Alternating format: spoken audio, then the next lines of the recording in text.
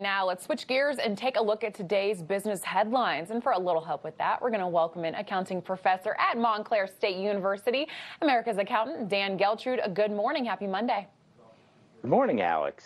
All right, well, the markets finishing the week split last week, and futures are down this morning ahead of the opening bell. So, Dan, what should investors expect this week? Well, a lot of numbers coming out this week, so it's really going to give us a direction as to where we're heading. We have corporate earnings, we have CPI, PPI, retail sales numbers, and consumer sentiment all hitting this week.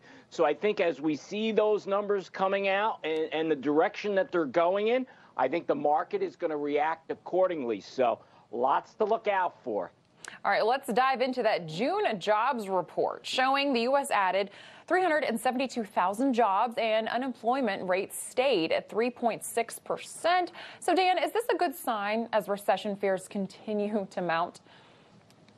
This is a good sign, generally speaking, that I want to emphasize recovered 372,000 jobs, and certainly low unemployment is a good thing. However, these numbers are not helping related to having a strong economy or high demand, and the Fed viewing that and saying we have to cool things down. Therefore, we have to keep increasing the interest rate, and therefore we can be heading further into a recession. So good news on one side, heading towards recession, not so good. Now, Dan, I want you to take a listen to what New Hampshire Governor Chris Sununu had to say about a potential recession. Listen. Are you worried about a recession coming? Recession is coming. You cannot add $5 trillion onto America's balance sheet and just hope it goes away. And unfortunately, the outcome is high gas prices, high housing prices. The price of a taco is getting unbearable for some folks. And it hits lower and middle income families very, very hard. And that's just going to be the issue going forward.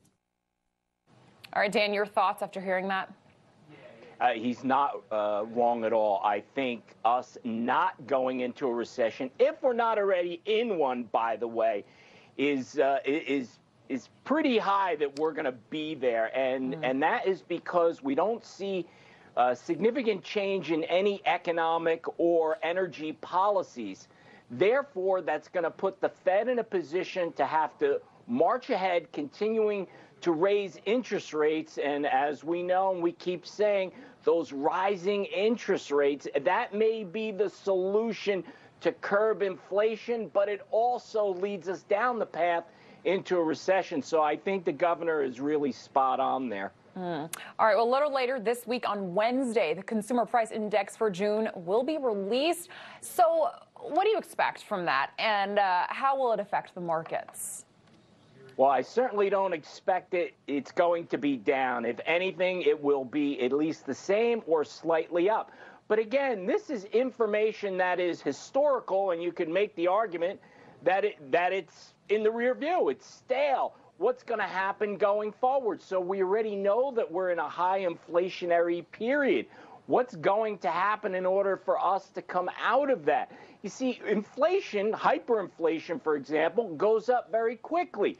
Retracting from that, not so easy. So right now, I don't see us coming down in any significant way in the foreseeable future unless we head into a recession or a dramatic change in economic policies. Okay.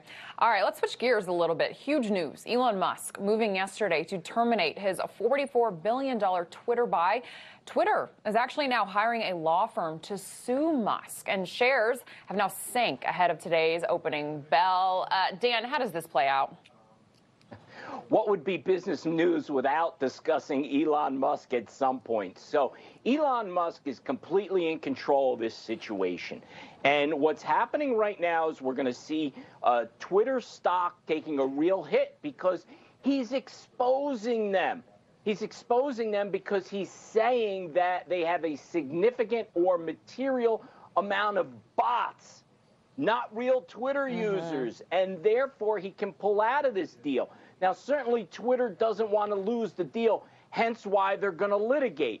I think in the end, if this deal goes through, it's going to be at a significantly lower price because everything that Elon Musk is doing is causing the Twitter stock to drop, which means he clearly would be overpaying based upon the $44 billion number. So this is really one to watch. Unfortunately, it's going to take a while to play out, Alex. But you do think it's going to go through, though? I think ultimately he wants it, and this is all part of the negotiations. No one wins in litigation. So I think there's still a chance it goes through, even though all the directional signs here point to it being a dead deal. I don't think it is. Okay. All right, we got about 30 seconds left, but I do want to get to this. 124,000 leaked Uber documents have now revealed that the company allegedly received assistance from politicians around the world from 2013 to 2017. Dan, can you help break this down and how it exactly will impact the company moving forward? I don't think it's going to have a lot of impact going forward because, again, this is going back 5+ years. But what Uber allegedly was doing was flexing some muscle here, encouraging violence in their, shall we say, war against taxi drivers around the world. So these documents are showing that the prior regime that was in charge at Uber was using some, well, not so good methods in how to get Uber into markets around the world. It was bad. Uber admits it was a mistake. They're blaming it on the former CEO. I don't think we see much more about this going forward. Okay, interesting. Dan Geltrude, thank you so much for joining us this Monday morning. Thanks, Alex.